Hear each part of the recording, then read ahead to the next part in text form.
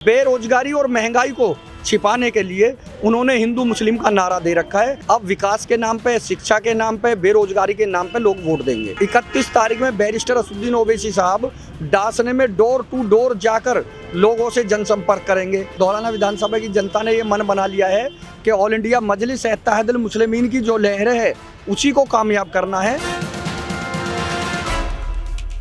उत्तर प्रदेश विधानसभा चुनाव को लेकर पहले चरण का मतदान किस तरह से आगे बढ़े उसको लेकर तमाम जो प्रत्याशी हैं वो प्रचार में जुटे हुए हैं। इस वक्त हम धौलाना विधानसभा सीट पर हैं और जहां पर कड़ा मुकाबला देखने को मिल रहा है। असदुद्दीन ओवैसी की पार्टी ऑल इंडिया मजलिस इत्तेहादुल मुस्लिमीन भी इस इलाके में दस्तक दे रही है और यहाँ के प्रत्याशी MIM से हाजी आरिफ हमारे साथ हैं। हाजी आरिफ से बात करेंगे। आरिफ साहब, किस तरह से प्रचार चल रहा है और माहौल क्या है, क्योंकि असदुद्दीन ओवैसी चुनाव मैदान में पहली बार उत्तर प्रदेश में इतने बड़े पैमाने पर उतर रहे हैं, किस तरह का माहौल देख रहे हैं आप? देखिए, माहौल बहुत अच्छा है। धौलाना विधानसभा की जनता इस वक्त बहुत खुश है और धौलाना विधानसभा की जनता ने ये मन बना लिया है कि ऑल इंडिया मजलिस इत्तेहादुल मुस्लिमीन की जो लहर है उसी को कामयाब करना है। बैरिस्टर असदुद्दीन ओवैसी साहब का जो सिपाही है आरिफ अली को ही कामयाब बनाना है। लेकिन ऐसे में हम देख रहे हैं कि तीन मुस्लिम उम्मीदवार मैदान में हैं, वोट बटेंगे नहीं और इसका नुकसान हो सकता है। देखिए, जहाँ तक वोट बंटने का सवाल है या तीन उम्मीदवारों का सवाल है, उम्मीदवार तो बजाय 3 के 4 भी हैं, 5 भी हैं, इससे कोई मतलब नहीं है। देखिए, धौलाना विधानसभा जो है ये सर्व समाज की विधानसभा है। हर समाज का लोग है, हर समाज की हमें वोट मिल रहा है।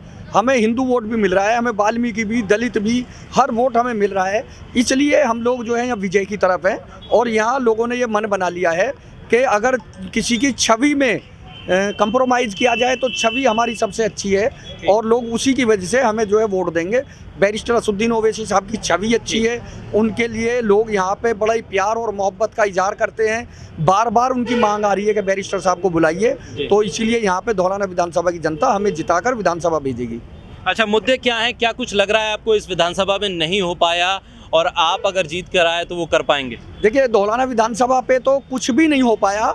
जो पहले बीजेपी का जो समाजवादी का विधायक था, अब से पहले धर्मेश तोमर, वो बीजेपी में चले गए, उन्होंने दल बदल दिया। इससे पहले बहुजन समाज पार्टी के विधायक थे असलम चौधरी, वो समाजवादी में चले गए, उन्होंने दल बदल दिया। तो दोनों विधायकों ने कुछ नहीं किया। यहाँ पे आप लोग 4 कदम की दूरी पे देख लो रोड का क्या हाल है, किसी भी गांव का रोड देख लो, हर रोड टूटा पड़ा है। कोई विकास के नाम पर कोई काम नहीं हुआ। कहीं शिक्षा के लिए स्कूल नहीं खोले गए, कहीं स्वास्थ्य के लिए हॉस्पिटल नहीं खोले गए। बेरोजगारी बहुत अधिक उस पर जो है उत्पन्न हो रही है। तो यहाँ पे कुछ नहीं हुआ, समस्याओं का अंबार लगा पड़ा है। तो हम लोग विकास के नाम पर, बेरोजगारी के नाम पर, महंगाई के नाम पर, शिक्षा के नाम पर लोगों के बीच में जा रहे हैं, अपनी बात रखें। उसका रेस्पॉन्स हमें बहुत अच्छा मिल रहा है। अच्छा, जिस तरह से आप कह रहे हैं रिस्पांस अच्छा मिल रहा है, गठबंधन के उम्मीदवार के तौर पर RLD का भी समर्थन है समाजवादी पार्टी को, लग रहा है कि एक कांटे की टक्कर होगी। आपका मुकाबला किससे है? दरअसल यहाँ पर सीधा मुकाबला आप किससे मान रहे हैं? हमारा मुकाबला बीजेपी से है। यहाँ क्या बल्कि पूरी यूपी के अंदर 403 सीटों पे हमारा गठबंधन चुनाव लड़ा रहा है, जिसमें बाबू सिंह कुशवाहा जी साथ हैं और हमारे जो है वामन वेशराम जी साथ हैं और हमारे किरण सिंह जी जो कश्यप जी हैं वो साथ में हैं और हमारे जो है वो हैं अखिलेश चौहान जी। 5 पार्टियों का मिलकर ये गठबंधन बना है। 403 सीटों पर हम लोग इलेक्शन लड़ रहे हैं। बीजेपी को उखाड़कर फेंकने का संकल्प ले लिया है और जनता ये सिद्ध करके दिखा रही है। जिस तरह से हमारा साहस बढ़ा रहे हैं तो इंशाल्लाह बीजेपी यहाँ से ख़त्म है। ऐसे में जो गठबंधन के उम्मीदवार को क्या आप कमज़ोर आंक रहे हैं या आप ये बीजेपी से सीधी लड़ाई बताकर जो मुस्लिम वोट है उसको एक तरफ अपनी तरफ लाने की कोशिश कर रहे हैं? देखिए, गठबंधन के विधायक का यहाँ कुछ नहीं है। गठबंधन के विधायक का जो आचरण है और बीजेपी से जो अब लड़ रहा है उसका भी आचरण, इन दोनों का आचरण इतना ख़राब है।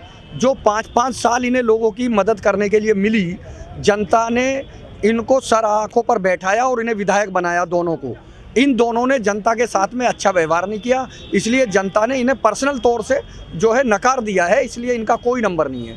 अच्छा, प्रचार किस तरह से चल रहा है आपका? क्योंकि इस वक्त डोर टू डोर कैंपेन के अलावा कोई बहुत बड़ी रैली या गैदरिंग आप नहीं कर सकते हैं, तो ऐसे में प्रचार पे असर पड़ रहा है डोर टू डोर कैंपेन के ज़रिए अगर आप जा रहे हैं, या जो माहौल है उस माहौल के तहत तमाम कार्यकर्ता आपके जुटे हुए हैं? देखिए, कोई असर नहीं पड़ रहा हमारे उस पे इलेक्शन के प्रचार पे।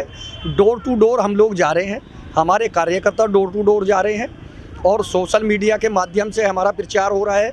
और पब्लिक जो हमारी जनता है, जो हमसे मोहब्बत करती है, वो खुद डोर टू डोर जाकर हमारा प्रचार कर रही है। उसका रेस्पॉन्स हमें मिल रहा है। 31 तारीख में बैरिस्टर असदुद्दीन ओवैसी साहब डासने में डोर टू डोर जाकर लोगों से जनसंपर्क करेंगे। उसके बाद 4 बजे पिलखवा में जनसभा है। तो बहुत अच्छा रेस्पॉन्स हमको मिल रहा है। अच्छा, आखिर में ये जानना ज़रूरी हो जाएगा कि अगर आप जीतते हैं, जिस तरह से आपने बताया कि पिछले उम्मीदवारों ने कोई काम नहीं किया और हम देख भी रहे हैं कि सड़क के हालात क्या हैं, किस तरह से यहाँ पर इस मौसम में भी पानी भरा हुआ है, लेकिन फ़िलहाल आपके पास रोड मैप क्या है? धौलाना विधानसभा में आप जीत के आएंगे तो पहले 100 दिन में वो कौन से काम होंगे जिस पर आपकी नज़र होगी? देखिए, सबसे पहले तो हम धौलाना विधानसभा ने अगर हमें मौका दिया और हम जीत के आए तो हम लोगों का जो विश्वास है उसको जीतने का काम करेंगे। जिस तरीके से भी हमारी जनता चाहेगी, हम सर्वप्रथम जो है विकास पे काम करेंगे, शिक्षा पे काम करेंगे, बेरोजगारी पे करेंगे। क्योंकि बेरोजगारी इस कदर बढ़ गई है और महंगाई इस कदर बढ़ गई है, जो बीजेपी सरकार मौजूदा सत्ता में है, बेरोजगारी और महंगाई को छिपाने के लिए उन्होंने हिंदू मुस्लिम का नारा दे रखा है। हिंदू मुस्लिम के सहारे से वो अपनी नैया पार लगाने के चक्कर में है, लेकिन पब्लिक समझ चुकी है। अब पब्लिक महंगाई का मुद्दा उठा रही है, क्योंकि गरीब आदमी की कमर टूट चुकी है। देश की जो आर्थिक व्यवस्था है वो टूट चुकी है। देश की जो धरोहर हैं, जो सरकारी संपत्तियां हैं, उन सब को इन्होंने गिरवी रख दिया है। तो इसलिए देश की जनता समझ चुकी है ये सब नाटकबाज हैं, ये इनके पास कुछ नहीं है ज़मीन पे, सब हवाई फायर हैं। इन लोगों ने नगर पंचायतों का, ग्राम पंचायतों का पैसा रोक रोक कर सब अपने एडवर्टाइज में लगा दिया है। जनता जान चुकी है इन्हें, अब इनका ढोंग यहाँ पे नहीं चलेगा।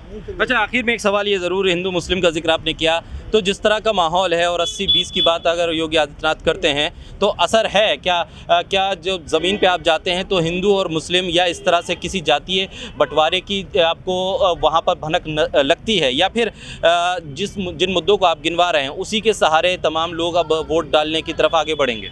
देखिए, पिछले लगभग 7 साल जो बीजेपी की सरकार रही है उसमें हिंदू मुस्लिम का मुद्दा रहा है। लोग समझ गए हैं उसको, अब उन्होंने बिल्कुल नकार दिया है। अब विकास के नाम पे, शिक्षा के नाम पे, बेरोजगारी के नाम पे लोग वोट देंगे। चलिए, बहुत शुक्रिया सदर टाइम्स के साथ बात करने के लिए। तो फिलहाल उत्तर प्रदेश में MIM के तमाम उम्मीदवार अपनी बढ़त को आगे मानते हुए चुनाव प्रचार कर रहे हैं। असदुद्दीन ओवैसी भी धौलाना विधानसभा में आएंगे। अब देखना ये होगा कि कितना भरोसा MIM पर और असदुद्दीन ओवैसी के दिए गए वादों पर यहाँ की आवाम करती है, इस विधानसभा के मतदाता करते हैं। फिलहाल तमाम अपडेट्स आप तक हम पहुँचाते रहेंगे। सदर टाइम्स के लिए मिर्ज़ा शाकिर अली बेग, धौलाना विधानसभा।